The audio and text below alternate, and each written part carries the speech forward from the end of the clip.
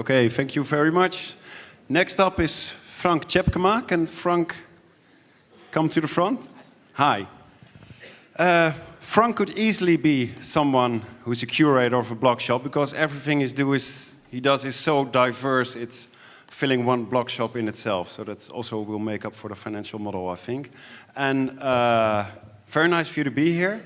Frank has a studio called Studio Tjep, or Tjep Studio. Tjep, from his last name, Tjepkema. And Frank has done a lot of things. He's a designer, he designs things, but his designs really reflect on contemporary society, the life we live in. And his designs not go into retail very often. They often go into art stores and museums because they have a certain meaning to them. And besides that, very strangely, he also works for really big retail companies like Heineken or Hema or Hero. Oh, all the H in it. Why? But that's strange. And he recently designed the new ACO flagship store on Schiphol, which is very beautiful. And he's going to tell us, as a best practice, what he does. And your mic is there. Tjepkema. Can you hear me?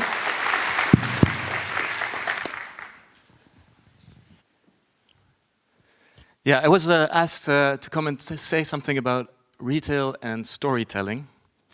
And God, do I feel old-fashioned after Alexander's talk just earlier. Because apparently everything that has to do with the physical world is pretty much disappearing.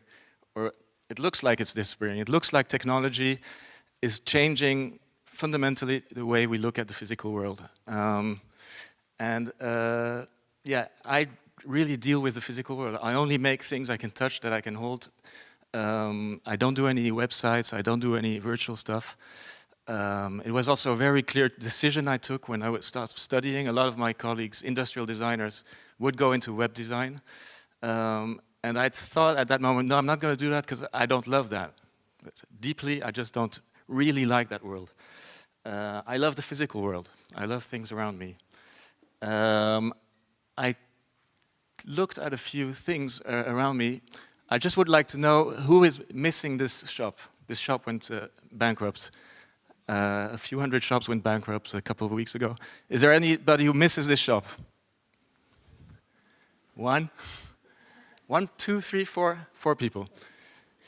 Well, it's incredible that this shop, called the Free Record Shop, survived so long. Until a couple of months ago, they were still active.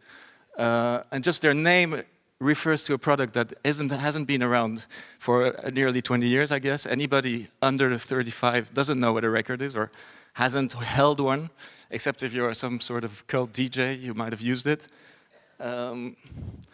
So they didn't change their name, they just stuck to the name, they stuck to their product, and they went right down the bankruptcy route, and nobody is missing it. So why is this a big deal, a chain like this going bankrupt? I would say great. Actually, they still, I Googled them yesterday, they still exist as an online shop. Who knows why? They still exist. Who misses this shop? Anybody misses this shop? 1, 2, not very many. 2 or 3 people miss the shop. This is a very authentic shop. This is the man building his product and selling his product. So he probably has an interesting story to tell. It's a little bit the grumpy old man we were talking about earlier. That has disappeared, absolutely. Who likes this shop? Another shoe shop. Anybody likes this shop? No? Wow. It's not going well for the physical world, is it? Okay, I'm showing you a really new camper shoe store, but done by Nendo, one of the best designers at the moment, a physical store. Who likes this shop? Well, that's good news for my profession, I guess. A beautiful store. What's so great about this store is that you actually know where to look. I mean, in any concept retail store, you just don't know where to look because it's field of choice. And this is not field of choice, it's just focusing on 2 or 3 shoes, actually, and the rest is just a generic world. All the products that look alike that Alexander was talking about earlier. And I was making my presentation, I thought, wow, look at this great connection. These two shops are absolutely the same. One is more than 100 years old, and the other one is just opened. I was talking about how the technology is changing our physical world. A mountain is not a mountain anymore. A mountain is something you order. It's something you go and shop online. The most physical thing I can imagine is a mountain. Yet even the mountain has been sort of digitalized. I need to go to this place before I can go to the mountain. I have to deal with insurances. I have to deal with rental companies for my skis, for my car. I can, even if you look to the top right, I can order a Dutch week in the mountain. See that little button, Dutch week? Can you imagine somebody from Holland, the flat country, going to the mountain and wanting a Dutch week in a mountain? That's incredible. The other choice I have in the physical world is to go to this place to order my mountain, which is also not very fulfilling. It's sort of, I don't know, it's more about, this store is more about ugly wood swords and ugly chairs and old-fashioned little leaflets. It doesn't relate to anything. But these three things are actually the same thing. So you see that the mountain, the shop, and the online thing are the same thing. But you see the disconnection. The service that the man has invented around this thing is totally disconnected from what it was. I see no relation whatsoever between the mountain, the website, or the physical store. So I'm going to show a first project I did for Heineken. And Heineken had the brilliant idea, a truly brilliant idea, to say that they are the coldest beer. You know, how can you actually claim a temperature? I mean, that's something totally amazing. Yet, when you're the first one to do that, you have a golden thing going for yourself. And they asked us to design their first retail experience, which is an interesting question because Heineken is not a retail brand. So we designed this shop experience in Amsterdam in the center. And I tried to look at what is the mountain for Heineken. The mountain was this experience of coolness, the 0 degrees. So the first thing we did was say, well, you're going to make your logo made out of ice. Very simple idea, but effective, clear. Nobody had done it before. But the logo on your right side is made of pure ice. And when they turn off the light at night, it just disappears. When they turn it on the light in the morning, the electricity, the ice starts growing again. And every design choice made in the store was really based on this ice-cold idea. Everything had to do with this big marketing mountain they had. So, for example, when you fill in a glass with beer, you see the liquid is going against the walls. We wanted the furniture to go against the walls, like coming from the bottom, and then be frozen in time. Well, we had this crystal of beer, ice crystal, 5 meters high. Or the music is an important component for Heineken, so we had these sort of frozen bubbles as speakers. We have the highest fridge in the world, 3-story high fridge, showing all the beer bottles they have around the world. So my company designs a lot of stuff. As I said, anything you can hold. I start to, if I give advice to clients about how they should communicate, my company is not so much a design company, but a communication company. And we have 3 pillars, actually. We have the studio that delivers services for clients. We have our own collection, so we produce and sell our own brand through the internet. And we have our website, which we see as a sort of magazine. It's a publishing company. Actually, we're just a publishing company, but we happen to make physical things. This is an example of a jewelry piece we did. So Naomi Klein at some point announced that brands were the new religion in 2000, I think. So I designed this piece. So if this is the sort of new symbol of consumerism, this is what a cathedral could look like, or a shopping mall. And again, you see that the suburbs are turning into these gray areas of dullness, and the city centers are getting more and more lively and dominated by brands. But this is 10 years ago, so maybe now the city center is actually disappearing under the influence of internet, which is possible. And we already do as if our churches are our advertisement boards, so it's not so far from reality. There's a lot of talk about the biological, eat biological. And it's sort of, this is a sort of ideal image we have about how our food should be produced. And it sort of irritates me because it's a nice image, but it's totally not realistic image. I mean, we're never going to sustain the amount of people we have on Earth by this sort of agriculture. And I was interested to see if we could fuse the world of agriculture with a totally different world, which is the world of entertainment. And I came up with this sort of mood board with a few ingredients in it. You see traditional farming, you see high-tech farming, a milking robot to the right below. You see vertical farming. You also see Disneyland, you see robots. And I wanted to see if we could make this total experience out of this idea. This is the first sketch. And this is the proposal we had, called Oogst. I'm going to show you this little animation.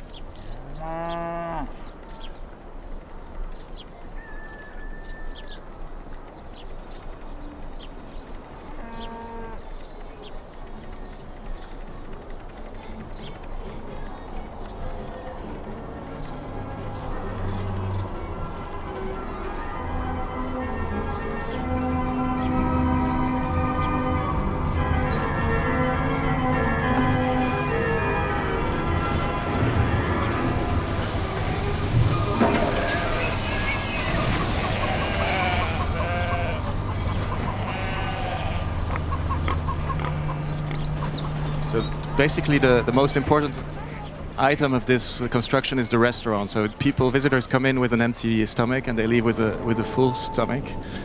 And all the while they visit this attraction, they're being entertained by the food production process, including a slaughterhouse and everything that comes with it.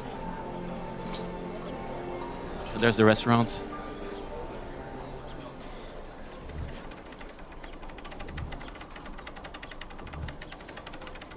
And we sort of recomposed a traditional Dutch landscape, like we took an old farm, an old windmill, and sort of recomposed it like a collage, and celebrate sort of local aesthetics, celebrate Dutchness.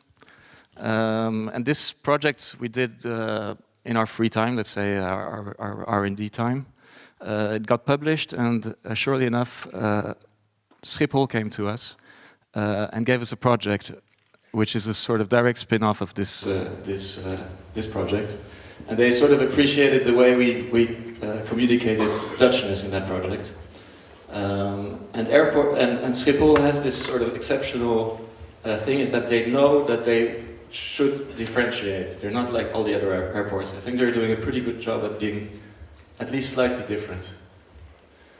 So how do you communicate localness and Dutchness in an international airport? That was the question.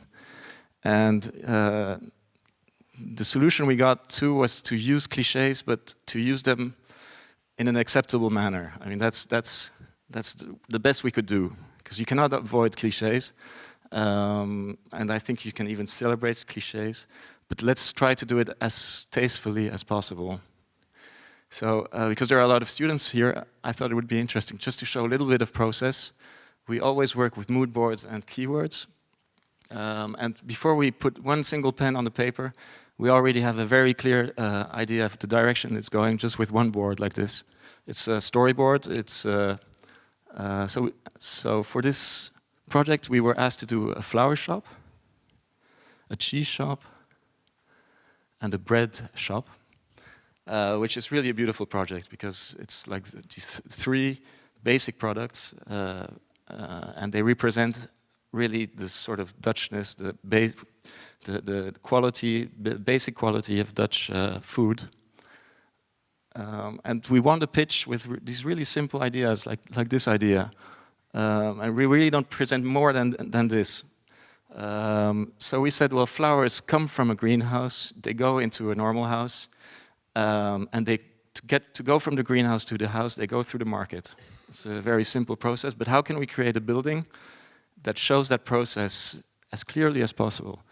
And we said, well, let's make a glass house. So the house is the place where the flowers go. The glass house is the place where the flowers come from.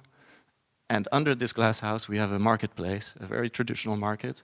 And so when the shop is closed, the glass house comes down. When the market is open, the glass house elevates, which is this extra nice metaphor, because we're at an airport and things just go up and down all the time. And you see a few sketches and the first renderings. And this is the result, the glass house that goes up and down. And yeah, it's one of the requirements was that we don't want any doors in the shop. Yet every shop I know has a front door. And every shop owner doesn't want a door, he just wants openness. So this is the first shop where the whole shop actually elevates and you don't have any doors. It's just the door is the shop. Yeah, this is another view. The cheese shop.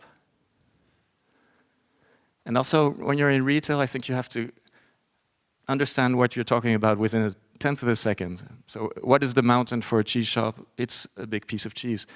It's a very simple, almost banal idea, but I think it's acceptable because you're in a place where people have to get the message in a tenth of a second, and you're not helping the retailer if you're hiding his products in any way.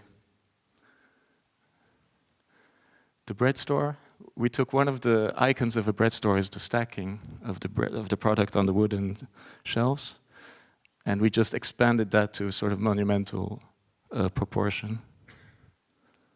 So it's these very simple ideas that are sort of very effective, but every design choice is based on that mood board that I showed you. So we wanted to show real materials, details that you could be coming from an old Dutch windmill, for example. I'm just going to go fast through this project. What is the big mountain for HEMA when it comes to a cosmetic shop? It's color. So we did a very simple research of all the cosmetic shops around, and we found out that almost all cosmetic shops communicate with black and white. So how fantastic is that? When you see that opportunity as a designer to say, well, we're going to make a cosmetic shop that is about color. It's so evident. It's just a big mountain that is right in front of you. So everything for the HEMA was tuned into these color ranges. And obviously, the HEMA wanted to have more service, more contact with the clients, all these requirements that every shop needs these days. And they wanted to show that they had hundreds of colors. So I think the one message I have is to if you're designing a store, try to get to the essence, the absolute essence.